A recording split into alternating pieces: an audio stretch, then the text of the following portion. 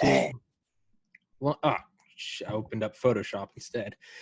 David Libby. Oh, no, don't open up Photoshop. Damn it. These are the problems I have. David Libby, episode 217. And we were just talking. Yeah, Charlie Duke, 10th man to walk on the moon. Man, how did you find that guy? Because I'm all about that type of stuff. And I'm going, I didn't even know he was still alive, honestly. Only four living moonwalkers are alive. Buzz Aldrin, Charlie Duke, Dr. Harris Schmidt, and David Scott. And I can't get in touch with Schmidt or Scott. I'm trying to get Buzz. Yeah. Can't get a response from his people. But I found websites for Dr. Aldrin and for General Charlie Duke. And they have these, it's like press inquiries, speaking, blah, blah, blah. So I just do what I normally do, have my little pitch, and I just send it to every department. And eventually I'm like, if I just upset enough people or annoy enough people, it somehow gets kicked upstairs to whoever. And that's how I get them. And be a little pest. But one of Mr. Aldrin's, I guess, secretaries or head of whatever, PR, or his name is Charlie. All right, so I emailed that whole group, and then I found Charlie Duke, and so I emailed him, and I think I had copy, and it was after work. This was after like a 12-hour shift. It was like 3 a.m. I was exhausted, and I think seeing his name as Charlie, I think I forgot that I had just sent a message to a secretary named Charlie.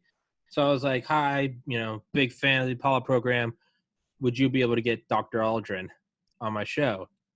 And I got a response that said, hey, Tommy, I'll pass this along to Dr. Aldrin's PR guy. But I was thinking, why would a PR guy tell me that he's passing it on to PR? Right. So I looked at it, and it said send from my iPhone. And I was like, and I looked at the email, it said Charlie Duke. And I was like, so I didn't know that he didn't have like a team of people. It's just him. Right. So I sent an email back, and I was like, I think there was some misunderstanding because I'm asking for Mr. Duke to be on my podcast. I wanted to talk to you, 10th man that was on the moon, correct? And he said, hey, Tommy, why don't you tell me about your podcast? And that's when I was like, oh, my God, I'm in touch.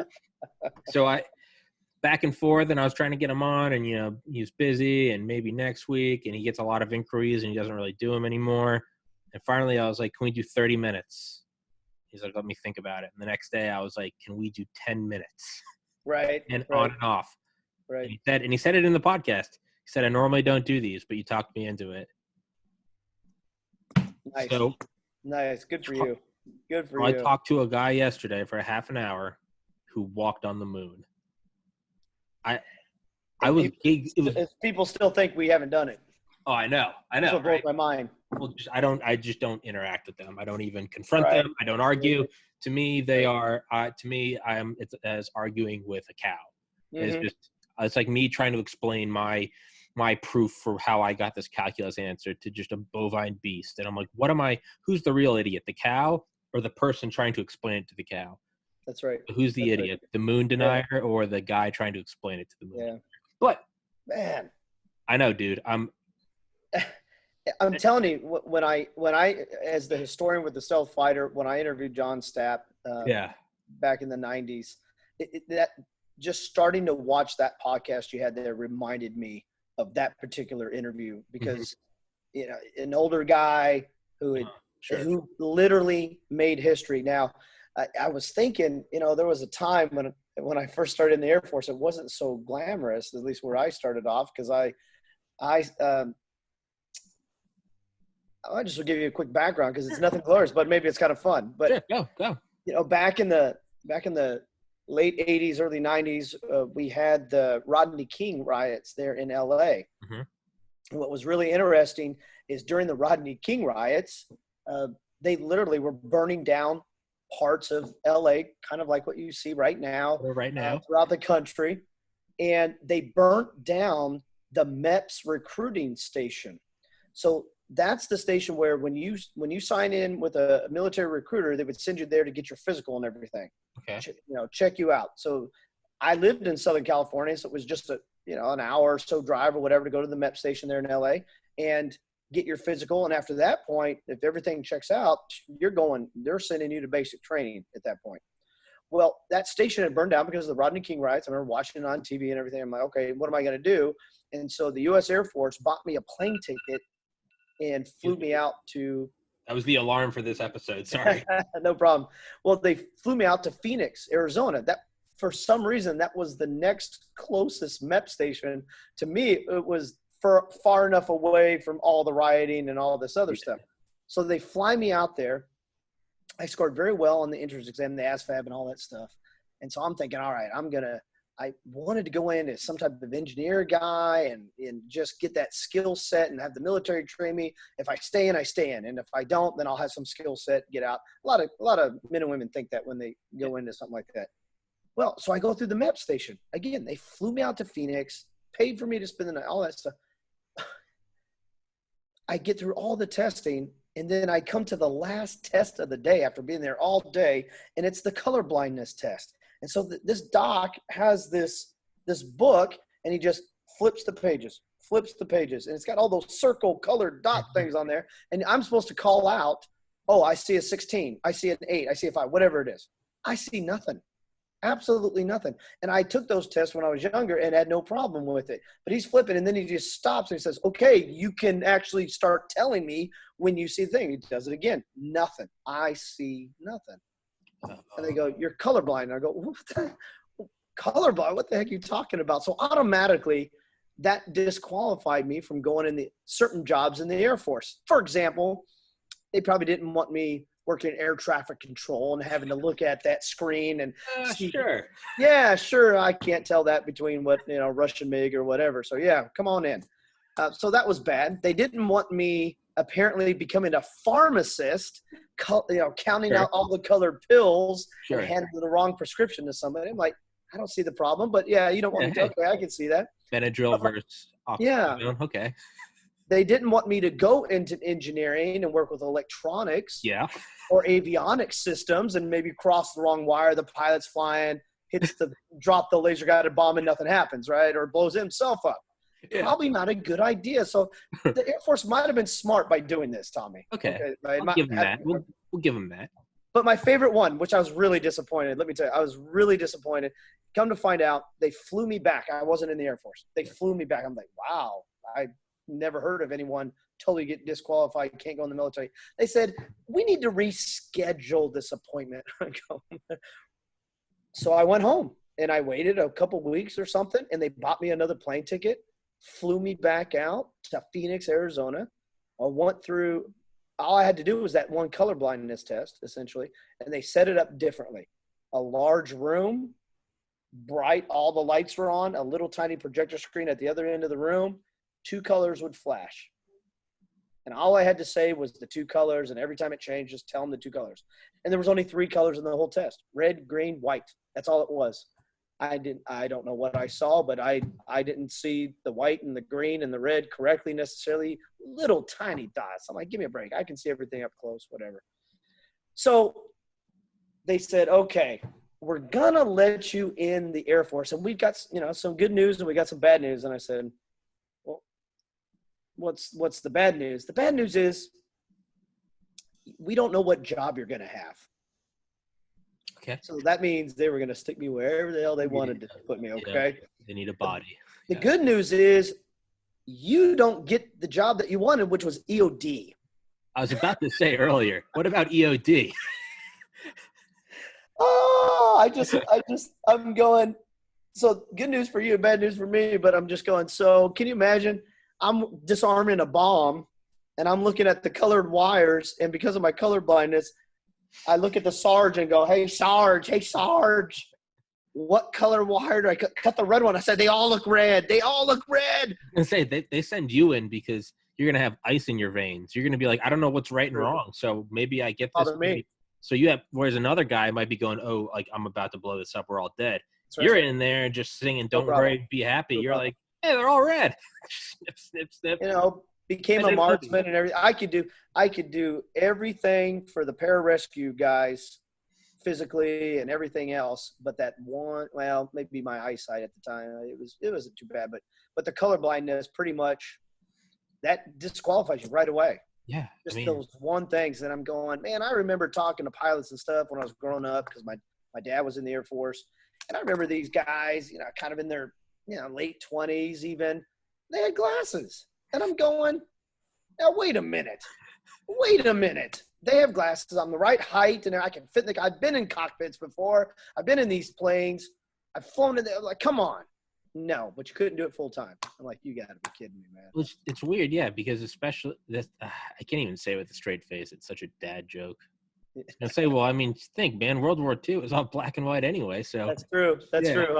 I know that's. I couldn't even get it out with a straight face. I'm like, this is so bad. But so here's the job they gave me, man. Here's this is all connects here.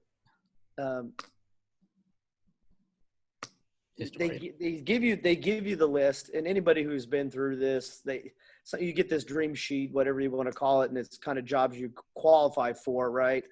Like, oh yeah, you can go wash clothes, and you can be a mover and move people's furniture, and you can work mortuary affairs, which actually, now that I think about it, that might have been a good job on the outside. They make more money than I do right now, that's for sure. And I'm not talking about the corona. I'm just saying overall. Just in general, yeah. They do make actually pretty good money, those morticians. Sure. So they gave me the commissary. I didn't even know what a commissary was. I'm like, what the heck is it? What's a commissary? I didn't have the jargon. I didn't have the language. What are you talking about? It's a freaking grocery store. You're going to work at a grocery store. And I'm going, the military has grocery stores? I'm a little pissed. I'm clueless. I'm going, I scored like 95 plus on the ASVAB. I'm going, I'm pretty dang smart, and you're going to put me in a grocery store. Well, what the heck am I going to do in there? Well, apparently I get to meet Chuck Yeager. Apparently the short end of the story is I got to meet Chuck Yeager and talk to Chuck Yeager because at Edwards Air Force Base is where all that stuff happened. Yeah. The Right Stuff movie filmed out there and everything. But of course the X projects and everything, they were all out there. And when I did get to fly a little bit, I flew in a T-38 and it was the NASA version of it. So I got to do some backseat flying and stuff. I don't believe it, commissary guy, but I got to dress in Chuck Yeager's locker room. He had his own personal locker room, single room with his flight suit and everything, because he used to come back, even though he was retired, maybe he became General Yeager, he would come back from time to time and fly out of Edwards Air Force Base. He would still do some stuff up into his later years. And I thought that was quite interesting. So they, as a memorial to him, a living memorial. Yeah. So I'm getting dressed in my flight suit and I look around, I go, wait a minute. He's got his name on General Yeager and all this stuff. That's his stuff right there, man. So it was really neat, to be able to get in touch with that history and stuff, even at Edwards Air Force Base, and to see that stuff. And then we had the modified SR-71 Blackbirds there. The trainer? No. They had what happened was the Air Force retired them officially, right? They retired them. And NASA bought at least 3 that I know. They bought 3. Yeah. They were stationed there at Edwards Air Force Base. I got to see these things up close. They reconfigured them and put 2 cockpits in there. So originally they just had the single cockpit, right? And then all the cameras and everything on top, all that stuff. But then they modified it and they put the 2 cockpits on there. So same plane, just some modifications or however they did it. And they were using it for all kinds of testing out of, at least, they were based out of Edwards Air Force Base. So you see those things flying around still out there in the 90s and into the mid 90s, just out of there. Just absolutely amazing. Insane. And you'd see them on the tarmac. You just see them out there, on the tarmac and drive by the flight line and everything. Just going, what the heck is that? Now I don't have it with me, but I have a picture of one and a big picture of one in my office back home. So, I mean, it's just neat. Just some of the things that you would just see. Yeah. Ordinary everyday life, depending on where you're based. Yeah. I mean, another incident was the space shuttle was still landing there at times. And so I remember one time I was going to I was driving from Southern California there, Edwards Air Force Base, and go all the way to Great Falls, Montana, because Daniel, that was his first base up there in Great Falls, Montana. So we go up to Maelstrom, and I drove 2 days straight driving just up there. and it's early in the morning. I leave about 4:30 in the morning. I just want to get an early start, and I'm driving going out the north gate of the base, and there is the modified 747 with. Hey, your audio just cut out. Can't hear you. David Libby breaking everything. Control C. There we go. There we're back. We're back. Yeah, it's the NSA. They're checking on me again. It says my internet's unstable. Yeah, they're always. Oh, it's because I'm running. I knew I opened Photoshop. Yeah, it's trying to update several things. Yeah, that always happens. Always happens. Start talking about the SR-71 for too long, and whoop, they come in there. Hey guys, what are you doing? Not fast enough. Fast enough. Yeah, whenever I have on the EOD guy, Will Ely. Yeah. He comes on, and he was in the Secret Service, and we talk about EOD stuff. Or I say he does, and I said you're nodding. One time he was talking about buying the materials from Home Depot, was just listing them off. I swear, if I didn't have the worst internet from that moment for the rest of the day, just crumbled, and I'm like, well, that's what you get, man. Listing off he's like, you're gonna need acetone, you're gonna need blah blah. He's going off. It's like it's breaking down. But I was gonna say SR-71. I saw one when I was really little. I was probably 6 or 7 on the Intrepid, the aircraft carrier on I guess docked moored in Manhattan. In Manhattan, right? Yeah, I vaguely. I think it was because that was the only one I knew what it was. Even when I was little, it's just I didn't even know what the words meant, but I just remember it was the Lockheed Martin SR-71 Blackbird. It was just right. That was just the whole name for it. I didn't know what it was. I didn't know which one was the actual jet. I didn't know which one was the brand. But man, seeing one on a tarmac, just.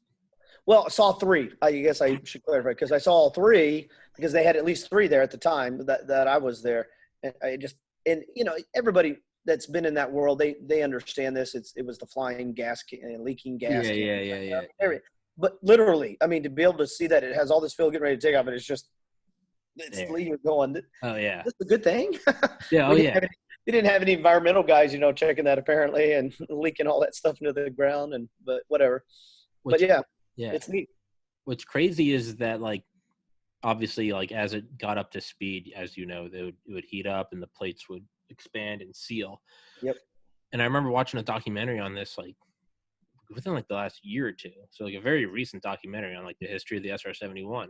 Right. Talking about he's and you would think now that we look back at it in the 60s and 70s, we're look at these primitive guys. They didn't even know how to make it seal, so they just did that. And he goes, and this is an aerospace engineer, and he was no, the reality is now in 2016, we still don't have a special glue. We still don't have the material science to make it work. So he's even now, so it's not, look how primitive they are. He's that is still the best route, is to just have it leak everywhere and then refill it. Yeah. Which is insane. Yeah. Well, then you probably heard before your audio cut out, but the space shuttle landed there still. Oh yeah. Sorry, 747. Yeah. And well, they had the space shuttle on top docked, and they had a giant crane, and it was all lit up and then just out there where anyone could see it. I mean, it was just absolutely brilliant. I remember growing up there in Southern California, and when I was in elementary school back in the 80s, we took 4 field trips to Edwards Air Force Base to see the different space shuttles land, physically land out there. So, going from that as a kid, right, and having kind of that aerospace connection, hearing, I can't wait to finish the interview with Duke about walking on the moon. And then the emotional roller coaster ride of when the Space Shuttle Challenger blew up in elementary school, the day that the only thing I know how to compare that to is I talked to my parents' generation when JFK was assassinated, and how everything just kind of came to a standstill, and that emotional weight hit. Well, that was the Challenger thing for me personally. And then be able to see it as an adult, being stationed there and being able to walk on base, and every now and then you just hear sonic booms and you're ducking for cover and car alarms are going off because they're still testing stuff out there at Edwards. It was, and some of the stuff, even while you're there, you don't know what they're testing. Yeah. It's amazing how they can keep the secret. In Edwards Air Force Base is not necessarily this. I mean, they have top secret parts of it out there, but it's much more open than, say, the Tonopah Test Range up in Nevada, where the stealth fighter came out of. So, I mean, it's just amazing to me what they had out there. Amazing, absolutely amazing. And I think that one of the best thrills I had is they were retiring the I want to say it was the Enterprise, Space Shuttle Enterprise. I think it was that one. And they had it on the back of a 747, and it was going to do a low flyby of Palmdale, California, because Plant 42 was out there, and also circle down around LA. I think LA, but I'm driving out of the West Gate now, and I kid you not, coming from behind me right overhead. This thing is coming in, and this thing flew right over me and banked off to the left, and you could just see it all up there. It was just absolutely amazing. There isn't anything up there. Yeah. It's just got to take your breath away. Yeah, it did. It literally did. Now, ironically, I just happened to have the radio on at the same time, and the radio announcer was talking about this flight. And so, you know, I'm only half paying attention, right? Half paying attention. I'm not really looking out the windows, and I'm just cruising off the base. And Edwards is spread out, so you've got a long ways to drive before you're actually off the base. And then he's talking about this, and literally it buzzes my head. It literally flies out, and I'm going, I almost got in a wreck. I mean, it was that amazing to see the broad daylight, to see that, because I never saw that part before growing up. I only saw it land, but then flying before it made its final trip back to Florida or something like that, or whatever it was. I can't. And I wish we had that still. I know. I wish we still had those programs and stuff. I know.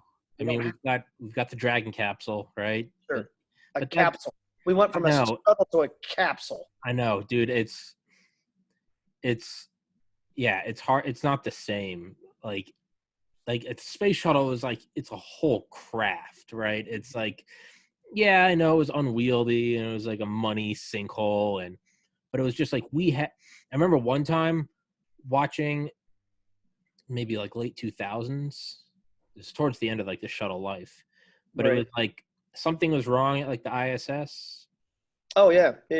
And I remember they ended up readying 2 space shuttles, because they're like, we need one to go up, and in case something happens, we want to have another ready. Right. But I just remember seeing a photo, and it was on like Reddit, and it just, I mean, I remember just getting like the most intense goosebumps of my life looking at this photo, because it was just 2 readied space shuttles at night with the floodlights on them. And I was just looking, it was like, it was zoomed out far enough that you could see both pads, the movers, everything. Yep. The sun setting. And it just dawned on me. I was like, we have a space fleet. Like, I was like, that was like the most, not like rah, let's go drop bombs. That was the most like pro-American, like intoxicating goosebumps I'd ever had in my life. It's just like a Thursday evening, just looking at a picture on Reddit.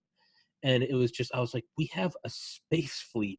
Not one, we have another in case something goes wrong. And where are they going? To the floating space station. Like, to me, that was a sign of American power and dominance. And I mean, the moon land, it makes sense in hindsight.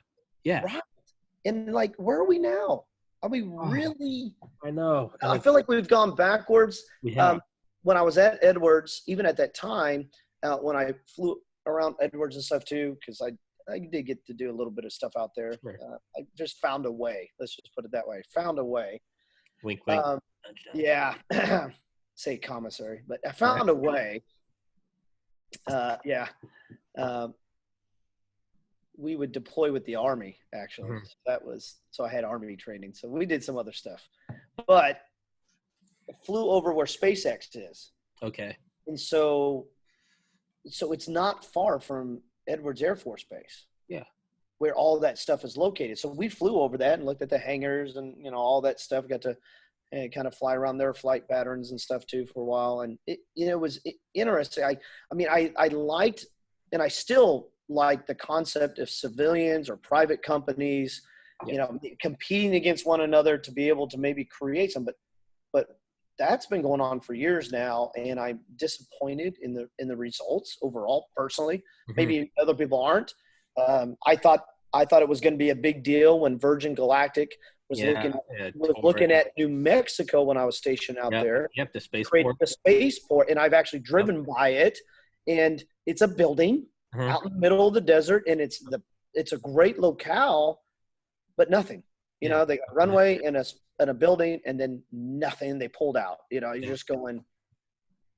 I don't know. I remember seeing that built. I remember reading about that in like Popular Mechanics. I think I was in high school, but I remember seeing the image. You know, it kind of just looked like an airport, but you were like, it's a spaceport, and it was just like, right. We're there, we're doing it, and it's just nothing. And then nothing's come of it. It's like the water. It's like the tide hits the high mark, and then it just, you know, it's like what Hunter S. Thompson said about the '60s. He's like the peace and love and anti-war movement. Right. He was like, you can almost see the high water mark in L.A. in Hollywood, where it didn't get over the mountains, and you can see the mansions and the stuff up there, but the culture got just to there, and then it didn't reach over, and it pulled back, and now here we are. Well, Hunter S. Thompson obviously died a while ago, but he was like, it almost broke. If it got over the mountains, it would have spread over the nation and possibly the world. But he's like, you can see the high water mark. It feels like that's what it is. It's like, because I was listening to an interview with Charlie Duke, and he was talking about it, and he was like, you got to understand, like when we first landed on the moon, he's like, and a lot of us lived in the same neighborhood.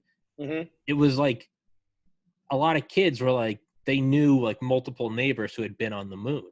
And it was like, oh, we're very quickly like normalizing it though. It was like, okay, we're doing the thing, right? We're doing, right? It's, you know, it's like I remember the first friend I saw with an iPhone freshman year of high school. Huge screen, not a flip phone. I was just being like, whoa. And then more and more and more. And then you get one, and it's like, and then it becomes normalized, right? Right. That's what Charlie Duke talks about. He's like, you got them, you got those, and hey, yeah, my dad, and or you know, my dad's brother, or you know, my mom's brother, whatever. He went to the moon, and it was very understood that like it's just a matter of time before I go, you go, and then it's going to be nothing. And he goes, but the generation that I'm working with, and I've worked with for the last many years in the public school sector, they have no idea who these people are. None. This is not talked about. In fact, I'm going to share that particular interview with my history teachers stuff down there and see if they even know. You should. It's some young kids too. There's some young kids teaching too. I'm like, man, it's G-rated. It is. Go to a kindergarten class. It's a good episode. I'm so looking forward to listening to it on the way home. Dude, but we went to, so again, space shuttles, International Space Station, right? We have a fleet. Getting it going. And then nothing in spaceport, and the spaceport, one of the ideas there, even from a commercial standpoint, is when I was in New Mexico, because I kept up on that stuff, I went to some briefings and news reports and stuff like that when they had live events or whatever. And, they were talking about, hey, look, you could launch from that spaceport in New Mexico, do that high parabolic arc, and, go to, where's that place in Saudi Arabia, where all they made the islands and stuff, all that. Dubai, and just do things like that. I'm like, be there a couple hours or something, Yeah. To me, that sounded cool. Honestly, that's what Elon wants to do. Is he wants to. I love how far ahead he thinks, because it's. Oh, my mind's still stuck on the Apollo. I gotta roll it back. But that's what Elon wants to do. Is he wants to use rockets to replace air travel. Right. It's like 30 minutes. It's like LA to like London, like 28 minutes. It's it's. Again, what Charlie Duke talks about is he goes, people used to get angry because they'd say we spent $100 billion on the moon. And he goes, we didn't spend a dime on the moon. He goes, we spent it all here in the United States of America. And I was like, yes. But he goes, if you look at the technological payoff on that investment, like true trickle down technology, he's talking in, this video is from a couple of years ago. He's like, I was just in India. He goes, the poor as all get out, but they've all got a cell phone. He goes, there are real life impacts from like the microchip technology, the microwave technology, laser technology. It all trickled down. Well, even the fuel technology. Yes, everything about it. The right. material science, the radios, the life system. Communication, Yes. interplanetary, intersolar, all that stuff outside there. Yeah. And it's and not only that is, and I wish I could cite it off the top of my head. Normally I'm good at that, but I can't pull it up from my mind. But there was some study that showed that without the space race, actually without the Cold War, but primarily the space race, right now in 2020, without that, we should be at 2000 technology. So this year, we should be getting like the click wheel iPod. Right. But instead we're here. Right. So he's like, sure, yeah, you can argue, okay, why are we spending money to go to a different, he's like, we have problems here, but he's like, the technological leap that happens, there's trillions of dollars worth of industry that happens because of that. And he's like, so it's like we reach forward and go to another planet or something, but it almost pulls all of us into the future, right? Right. There's a delay, but I mean, it does happen. And I think we need that because, like, sure, a capsule, but I've had on a rocket scientist a couple times, Ken Mason, who is friends with the Tom Mueller of SpaceX. But he was like, I was like, Ken, let's do an episode on Halloween because we're launching another Dragon capsule. And he goes, I don't want to watch that. Is this the guy that was talking about Venus and stuff like that? Who is that guy? Because I was listening. Rob Manning. He's the head of NASA JPL. Yeah, he was talking about. You guys were talking about going to Venus. I watched that episode. That was good too. Yeah, he is the head of NASA JPL. Okay. All Mars rovers. That's him. He's tippy top dog. Yeah, nice. But this other guy, Ken Mason, was a rocket scientist and worked under Bob Truax, who was like the father of like Navy missiles. Point being is, I was like, and you can see it. It's on. It's a couple episodes ago. No, it's like a week ago. But it's on the video towards the end. I'm like, Ken, are we going to do this thing? Let's watch the Dragon capsule. We can do it live on the podcast. And he goes, I don't want to watch that. Ken's like 70. I was like, what do you mean? And he goes, I've seen it all. He goes, I've seen it all. He's like, I remember us landing on the moon. I remember the space shuttle. We're just going slower and slower backwards. He goes, I don't want to watch that. And I was like, and I realized, like, that's true. Where is the goosebump? Where is I get it. Sure, we're doing it with private companies. We're doing it for less money. I get it. But, like, where's that, like, jaw on the floor? Mm-hmm. Oh my God, we're on the moon. That's what we need. And I think I think we need to do it with Mars. Like, we need something because, again, what Charlie Duke talks about, apparently now I'm a Charlie Duke expert, right? I've been watching interviews with him nonstop. But he goes, you got to remember, it's the 60s. He goes, the Vietnam War was tearing us apart, but the space program was bringing us together. Right. It was a hot war over in Vietnam, but we won the Cold War back here. And he's like, we needed that. It's like, because, 62, Cuban Missile Crisis, 63, JFK killed, 65, 66, we start sending in advisors to Vietnam. 69, it's raging, right. But then we land on the moon. And he's like, we needed this, like, this glue to keep us together. And I mean, what is a better, like, bipartisan, apolitical thing than just like, let's go to the moon, let's plant the American flag and whip around in a Mars rover, like 2 middle fingers USA. Like, maybe that's a gone era. Maybe nationalism is bad now. I don't think so. I just think we need that. I think the problem with some of that might be just because of all the so-called woke people out there, that they would find ways say it's racist. To say it's racist. Yeah. I'm going. You're appropriating Martian atmosphere. Yeah. Why are you using a female gender to say Venus? Yeah. I know, right? Yeah. I'm like, that's not the right gender. I'm like, why are we calling the ship a she? Like, she's beautiful. Why is it her? Like, I don't know. Like, have you seen them trying to tear open, in the last, like, 6 months or so, people have been bringing up, like, the problematic, that term, of, I think, Cronkite narrating John Glenn. No, I haven't. First American in space. Yeah. Right. Because he goes, Godspeed, John Glenn. Why did you have to bring a God into this? Why does Christianity have to do? It's just a saying, Godspeed. Right. Just, God's, go get it. The best. May the wind be at your back. Right. But I think that's what we need. Maybe because maybe that will bring us all together. Maybe I there's some. I was just going to ask you, are you thinking if we got behind something like that, Mars, maybe that brings the woke people with us together. Maybe there's a woke guy with blue hair and lip piercings, but maybe he's just the best. Maybe he's the best radar technician there's ever been. And then you got a white guy with a motorcycle and a Trump hat, but maybe he's the best, he's the best rocket fuel guy. And maybe you can take these guys they have their superficial cultural dressings, like a mask or clothes you put on, but maybe together they look at it as like, deep down, they're like, oh, I want to go to Mars. I know it sounds like a cheesy, like low budget movie, but like, I think that's what can happen is like, if it's like go to Mars, like people are you can get the most woke, you can get black, white, gay, straight, Republican, Democrat. I think if you get a bunch of geeks in the same room and you get Trump going, I'm going to sign $1 trillion, get us to Mars by the end of this decade and come back safely to Earth, just do JFK Part 2, I think you'd have a lot of people drop everything and be like, all right, whatever. Drop politics, who cares? I think I still have faith in the power of the geek and the pride of just, let's go do that, right? Yeah. Is that just me? Am I getting too excited? Sorry, I cut you off. No, I was wondering the same thing. If that would help to unite the country, and we wouldn't be listening to all this other garbage on the news and things like that, and watch things go downhill. I think it would.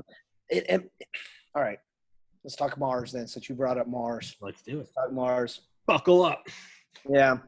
So we the technology that's on, and you've talked to better experts about it than myself, and I don't consider myself an expert necessarily. Just the technology that's there right now is that older rover technology stuff. I mean, we've got drones that would be so much better today if we could even get drones out there. There's a drone in flight right now. Right. Perseverance. Yeah. So when they get out there, you know what I mean? So as far as that goes, and then, but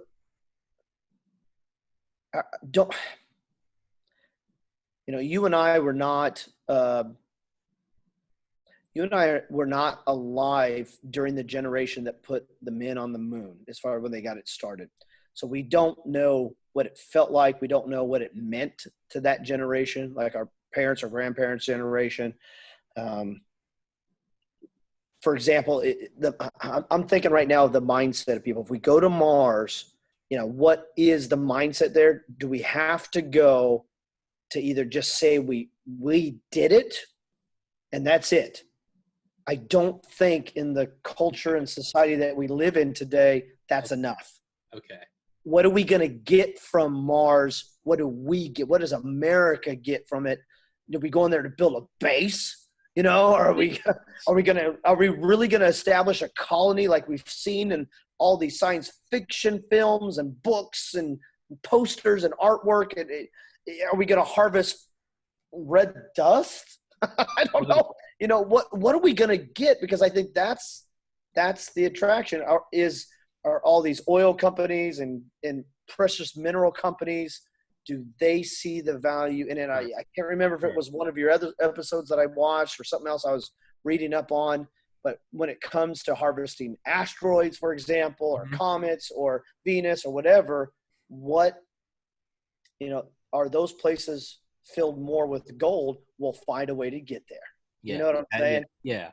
I think it was one of your podcasts, one of your guys that you were. I have talked about that recently. Yeah. Asteroid mining. Yeah. What we need is China to say that they're going to Mars. I was thinking we need a villain. We need a villain, right? We need an antagonist to make us be the protagonist to get out there. Hey, it is. There's no taking it down. This podcast there's too many episodes online. There's no putting the cat back in the bottle. I am a big proponent of Cold War too. I think it's, I think bad, man, but I think great things come from it. And I'm not to, I didn't think about it, but you're right. If China said, we're going, we're going to the moon. Yeah. We beat the right man to the moon. Yeah. Right? We'll go. Yeah. Hello, America. Yeah. But if we beat them, the other way to look at it is to go, So not even gold in the sense that like, oh, shiny metal, right? Because what is the actual value of gold? Well, now with technology, there's actually a huge value of gold, not just because it's shiny, but because we actually use it in our consumer. And of course, the space programs use probably the most of it. Yes. Yeah. So there's actual value. It's not just look at this coin, right? There's actual maybe cheaper phones, cheaper laptops, cheaper Xboxes. What I think could happen, what I hope happens, is that we do look at asteroid mining. We look at these huge chunks of palladium and platinum and rhodium and gold and silver, and just like building oil rigs in the middle of the ocean, if there's a profit incentive, we'll do some crazy stuff, right? That's right. If there's a profit incentive in the trillions, my hope is that we master getting to asteroids. And by mastering that, one thing we're going to do is just like sending mail, you want to get to the point where the plane is the most efficient. It's got tailwinds. It's the most fuel efficient because we want our mail there cheaper, right? Where UPS versus FedEx, whatever. If we can get all these asteroid mining companies going at it, if we can get Bezos or Zuckerberg going at it, what will happen is you may be thinking, what does this have to do with Mars? Nothing, except the ability to get there. One of the costs they're going to try to hammer down is the reusability of rockets. If that technology trickles down, Mars could be, I think, more in reach. Well, depending on where Mars is in the solar system at any time of the year, Mars is the natural base to launch expeditions into the asteroid belt. Oh, there you go. Because originally, if I understood the progress of technology and space program and stuff at the time, the moon was supposed to be that.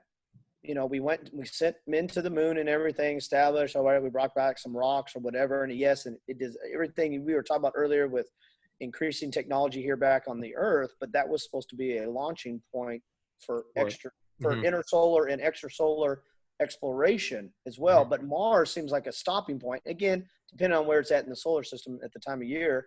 But it would be a natural base to launch in, expeditionary force into the asteroid belt. Makes perfect sense. I mean, we have harvest season here on Earth. Why wouldn't you just have harvest season on Mars? That's right. And here's their 3-month window. Go out and get it. It's a resupply base for any asteroid workers and whatnot. I don't see anything wrong with that. I'm like, sick them. Go sick ExxonMobil on it. It's just profit. I'm like, that. Like, sorry to burst your bubble, but that's what makes the world go around. All right. It's a great book, Accessory to War by Neil deGrasse Tyson.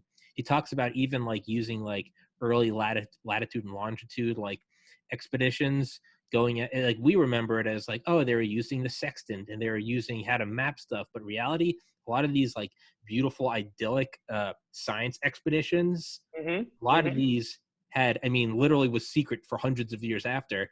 It was the equivalent of like Black Ops. They also had like only 1 or 2 guys on the ship would know, but they were also out there mapping the coastline for the crown.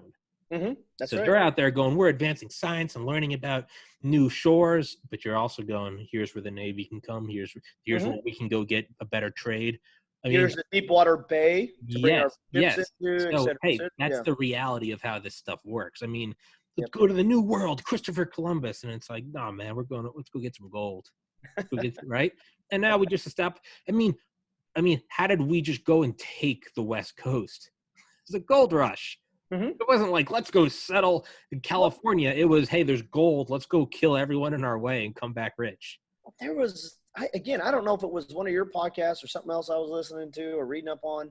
You said the gold rush, and there was a theory that's come out recently that was this podcast. Yeah. Was it? Yeah. That was good too, man. Yeah, I'm going, that's one of my favorite theories. I think I heard last year.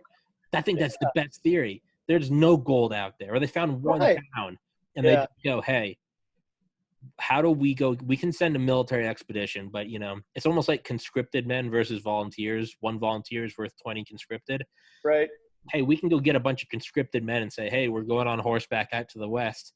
They're all going to die. No one's going to want to go. But if you tell a bunch of poor peasants and immigrants in New York and Boston, hey, there's gold out there. Them gold in them there mountains. That's right. That's how you just get a wave of 10 million people going out in wagons. It doesn't matter how many die. Even if 99% die, that's still what, like 9,000 that get there? So it's just fire away. We go settle it. By the time they're out there, there's no flights back home. There's no trains back home. There's no gold. Set up shop. Let's open a saloon. Oh, yeah. There's some engines out there. Kill them. Now the U.S. comes in and goes, well, we got to protect our citizens. Next thing you know, boom, turnkey, West Coast is ours, manifest destiny, point, set, match. Yeah. Who cares about the gold? Oh, you got lied to. You're stuck out there. It took you 9 months to get there. You're not coming back here. I was shaking my head when I watched that thing. I was going, isn't that a great idea? That's not a bad idea. No. So what is the next point? I mean, you want to go take half the nation. Yeah. Right? Because if we just go send the military, you're going to have a bunch of people going, the equivalent of woke people back then going, we can't just go out there, but you put money out there. Now everyone's like, it's our land, whatever. They're Indians. They're savages, right? But, give them some smallpox. That's right. I mean, so on that note, is it coming? I know. How long can you go for? What, an hour? Yeah, it's about until about the half hour mark. Yeah. Okay, I got you. 12 more minutes. I got you. You're mine for 12 more minutes. Yep. We got to think. What is the current version of that? Could it be asteroid mining? Hey, get out. There's palladium in them there asteroid belts. I'm sure there is, if they're not all just iron, right? But I mean, who cares? If we can just go get them to set up a base. Gold Rush Part 2. Elon's going to get there and go, oh, my God, there's fresh water and gold. We're doing some let's see if I can say this correctly, because you do interview some other folks that have worked in the black ops world and stuff. And so there's stuff that's potentially happening now on the civilian side, as far as tracking Antifa and all that other stuff, and just doing research and whatnot. But is it going to be a black ops type thing too, though? Like you're saying, like you're suggesting that a government conspiracy of some sort, that we go get those asteroids to do what with them, though? I mean, ultimately, it still to me goes, is the palladium worth it? Well, can we turn it into a weapon, right? Can we attach rockets to the asteroid and say to the other country, you don't want to deal, we'll throw an asteroid at you now. I mean, forget nuclear bombs. We'll just throw an asteroid. I mean, what's the motivation for going out all the way to the asteroid belt, right? Sure. We can't do it, man. Come on, you've talked to the experts. Or can't do it yet. Why openly threat? Hey, China. Hey, whoever. We're gonna hit you with an asteroid. Why verbally threat? Why not just have an asteroid hit? Oh my God! Wow. What a coincidence. You guys didn't like our trade tariffs, and all of a sudden a small asteroid of 2 to 4 kilotons hit Beijing. Wow. Oh, my God. That's so crazy that it happens. I mean, this would literally be mafia, like, you need my security.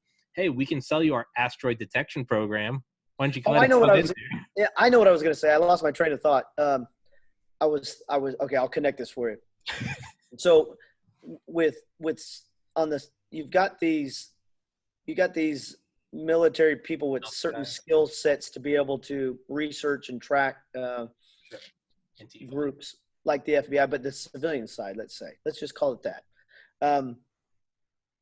You always eventually look for who is funding them. Track the money, right? Follow the money. It's kind of like criminal investigation 101. You follow the money, and then you can find the bad guys, and put all the pieces together. And so you've got these, let's say, Zuckerberg type people that are funding Antifa and stuff, let's say. And I'm wondering if that is true, why waste your money there? Why not invest it into going to Mars, going to Venus, going to the asteroid belt and stuff? These guys that got those billions of dollars, if they actually want to do something good for mankind, man, if they would just get rid of if they're doing stuff like that, and of course I don't know 100%, not 100%, but I mean, just if they're doing anything like that, man, redirect that, put it into something like that. You just said, I think the problem is, if you want to do something good for humanity, I think there's your catch. I don't think that's the desire. People that are doing this stuff, if you're going to build an oil rig and you're going to go slaughter some indigenous peoples, hey, I get it. I don't support it, but hey, I get it. You're trying to increase that bottom line. People that are funding Antifa or something, this is all ideology. This is doctrine. This has nothing. Yeah. There's no profit margin with them. Right. It's like how YouTube is not profitable. On the books, it's not profitable. So I don't understand the investment in it by these. Because it's got political capital. You can have that's got to be it. Yeah. You can have anything trend that you want. Yeah. You can have, hey, just because who the hell is gonna know, right? Well, and here's the thing. You know, you're trying to get monetized, right? Let's say on YouTube or whatever. Here's the problem. As soon as you get monetized, you know what's going to happen, right? You're going to have a half an hour show interview, like with Duke, right? Yeah. You're going to have a half an hour, 35 minutes, I think is what it was. And you're going to have like 10 commercials in there in 30 minutes. You get to choose. You get to choose how many show up. Yeah. So I would just do one at the beginning. Okay. Because to me, that's fair. Yeah. When I'm listening to quote unquote conservative podcast as well, they're flooded. And I'm like, are they scheduling that, or is YouTube doing that on purpose? Because it frustrates the crap out of me when I'm trying to listen to podcasts. That's the channel doing it. They're going for a money grab. Yeah. Okay. Yeah. Okay. They're weird, man. You can run ads, and I ran an ad with the Delta Force guys I had on last week or 2 weeks ago now. Yeah. And I ran an ad on Facebook. Like purposely chose a different corporation. Sure. And saw how many, it tells you how many clicks you get. You can choose whatever, you aim at wherever. Got it down to like whatever. And I looked at like the Facebook thing, and I can see, and it's, let's just say 1,000 clicks, right? I saw it. Go over to YouTube, and it's about like plus or minus 10%. So maybe I got 900 views on the video, maybe got 1,100. And then I ran another one like a week later, and it was like 500, and it was like 450 to 550. It's pretty accurate. It's any disparity or difference, I think that's just whatever. That's, it gets a little fuzzy. Right. I had on Mitzi Purdue last week, a woman who's heading winthisfight.org, which is an anti-human trafficking. I didn't finish that one. Yeah.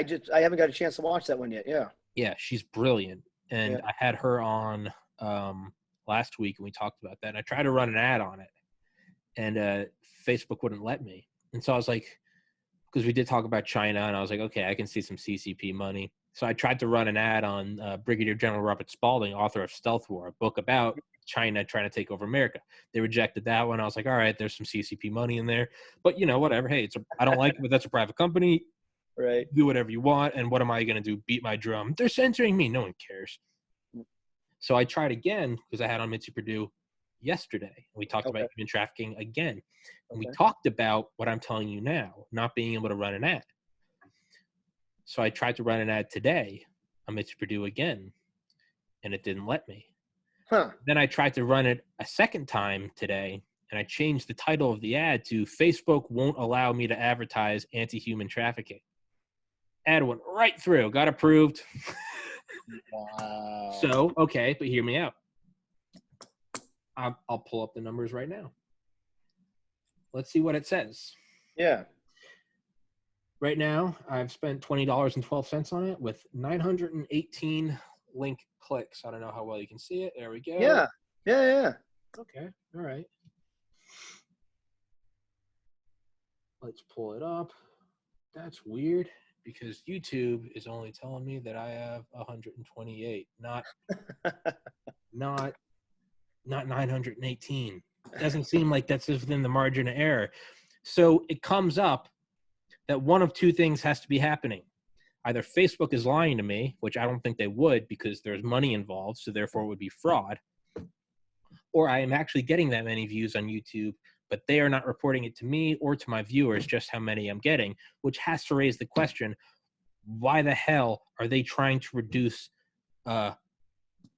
eyes on a video about anti-human trafficking? Right. What is that? I mean, do I need to put on the tinfoil hat to start pointing? What is the reasoning behind it? Why is we didn't even say the word Republican, Democrat. Didn't even say the words Trump or Biden. Nothing. What is that? That's nothing I'm doing. I'm just showing you the numbers. I'm not drawing any conclusions for you. I'm with you. Yeah. But you don't need me to convince you. I can show you. Go, so what's going on? Well, you immediately assume, oh yeah, YouTube's doing something hairy. Why is that?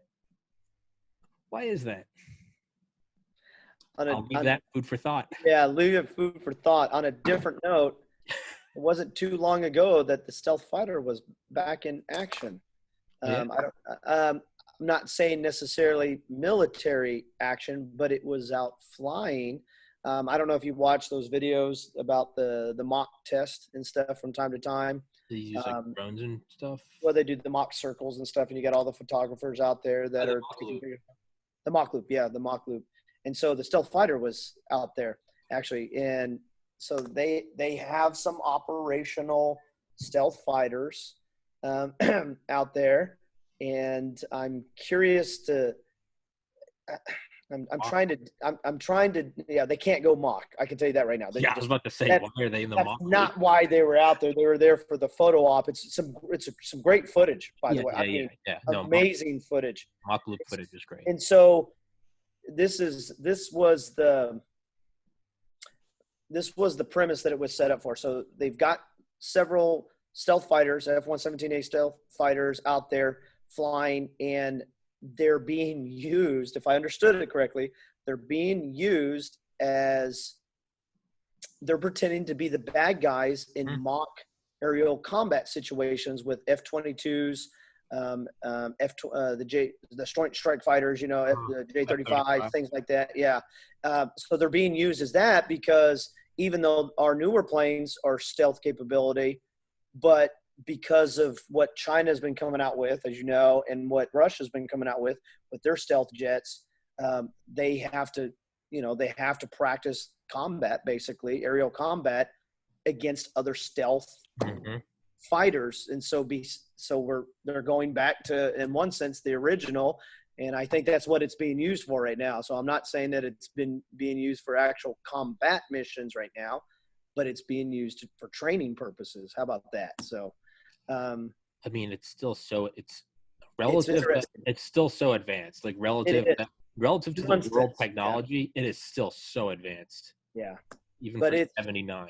Do some research. You'll see the footage on it. It's amazing. I mean, it's clear. I mean, these guys, if you've ever seen the mock loop stuff, their footage is amazing. Well, they're standing literally right on the mountain or the hill, and they're flying like so close to them. And so you see the stealth pilot. He's waving. He's doing the whole photo op thing, man. You're like, that never would have happened before. By the way, no, you would never be able to get that close in the past. There's not a chance. But now, that's another reason we need to go back to the moon, man. Yeah, we got to get some 8K cameras up there. We got to get some of that National Geographic footage. Hey, how come they don't have cameras going on and you can log in necessarily, with the internet, like if I can put we're going to be launching our own, this is my tie-in here at the end of our time together, but so we'll be launching our own this winter. We're going to be launching our own YouTube channel with the farm and the survival stuff and everything. Okay. So it's called Maplewood Homestead and Farms. I'm working on that with the podcast and everything to go with it, but maybe even a separate channel as far as talking about these types of things and other things, kind of like what you do in a way. Yeah. So we're going to be launching that. The whole family's behind it.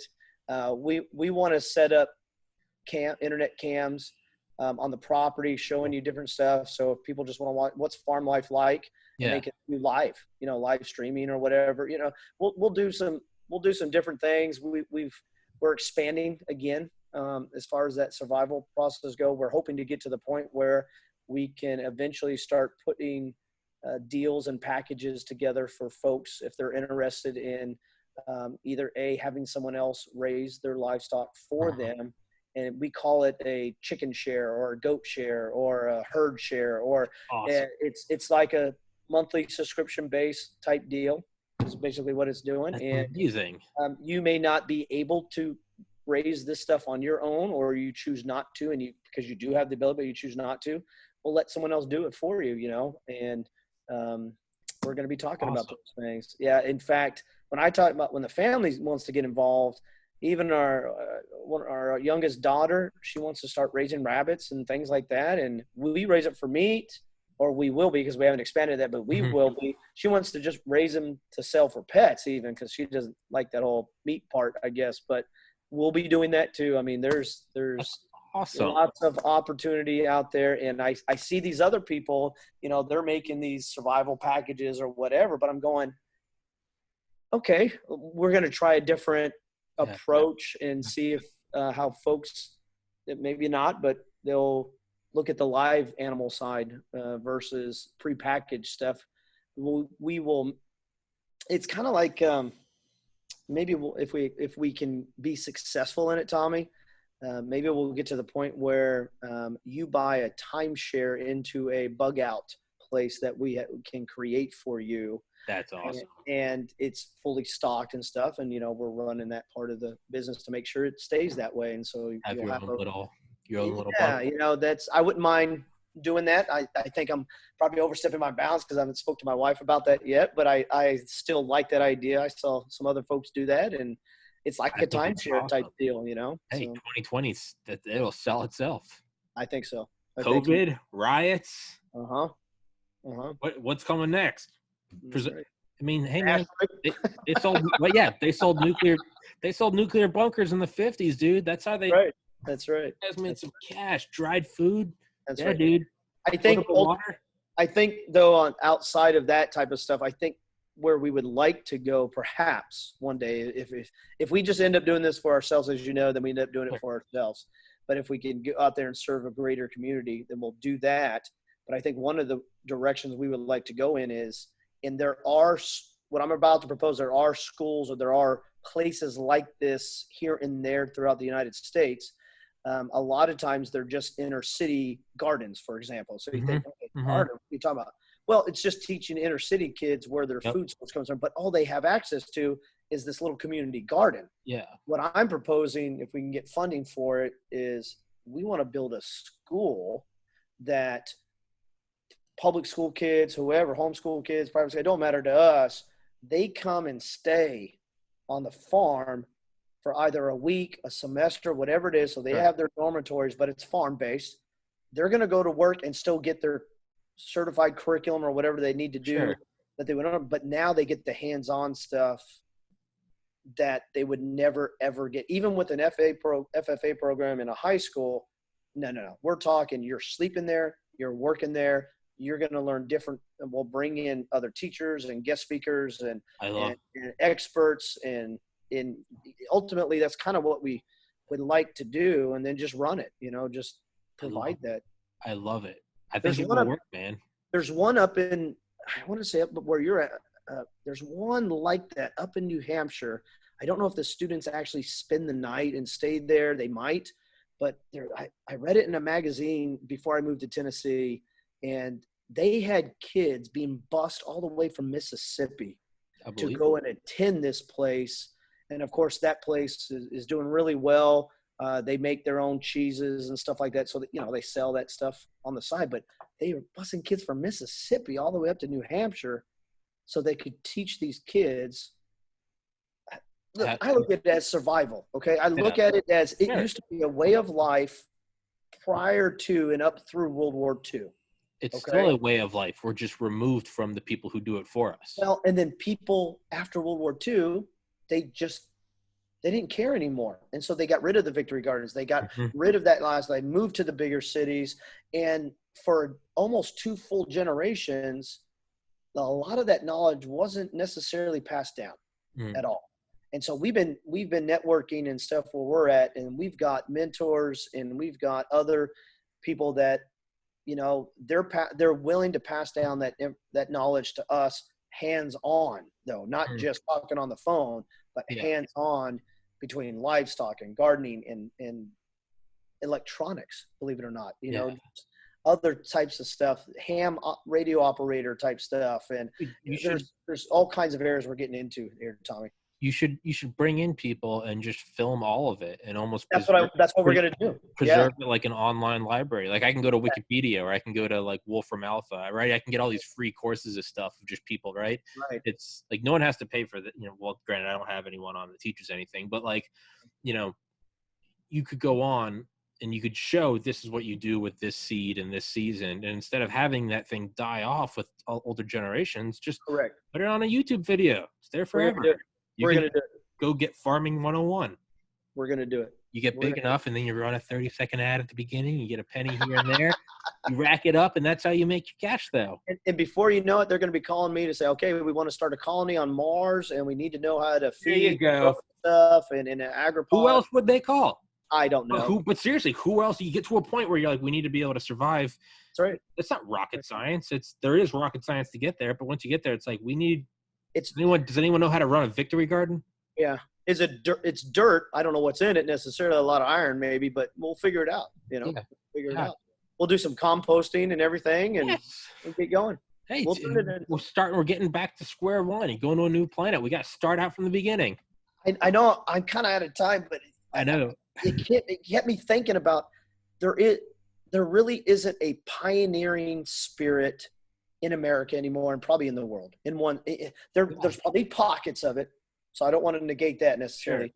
But overall, there isn't that pioneering spirit that we had in America. Like I have the pioneering spirit to build this first for our family, and then we like, well, wait a minute, other people around us, maybe do, but on a bigger scale, to provide to the community at large and whatever. No one's really doing that, what we're thinking about anyways. But I don't have a pioneering spirit to go to Mars like I did when I was young and single, for example. Like I wanted to be that guy. I would go. And now I'm like, I don't know, we're going to have to send those geeks, like you were saying. We're going to have to send the geeks out there, and maybe once the technology gets good enough and fast enough, then I'll go and do a site visit or something and teach you how to do something out there. That's not pioneer, though. I know. That's you're just hopping on the train. But hey, I would say you have pioneering, though. Hey, a lot of pioneers died. No one, you wouldn't be able to be the guy that did. Everyone knows Neil Armstrong. Everyone knows Christopher Columbus. Right. Hey, there's a reason why. What's the reward? I tell you what, if they asked me to be the first man on Mars, I'd probably say yes. To the chagrin of what I'm just saying and my whole family being pissed off at me, sign me up. Okay. I want my name in the history book. Let's do it. You are that guy. Let's do it. But in a way, you do have pioneering spirit, though. The fact that you're trying to move away from school to this whole thing, that is pioneering. You're getting off the beaten path. In a different way, sure. In a different way. It is. It's the same thing. There's risk. Yeah. There's risk with turning down med school and starting a podcast.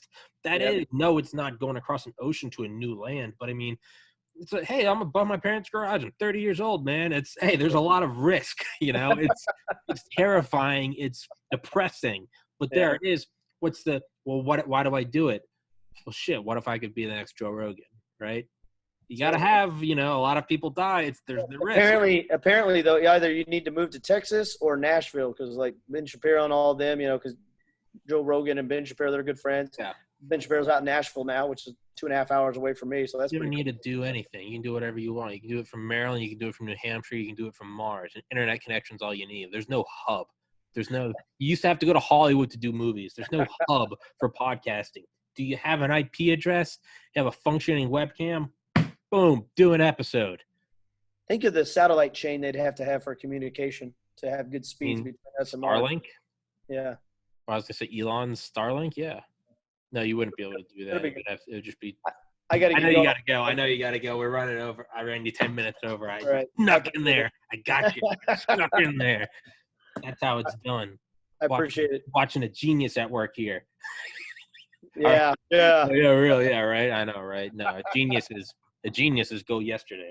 Go watch Charlie Duke. That is a sharp guy. Yeah. Amazing. All right, my friend. Hey, Libby, stay safe.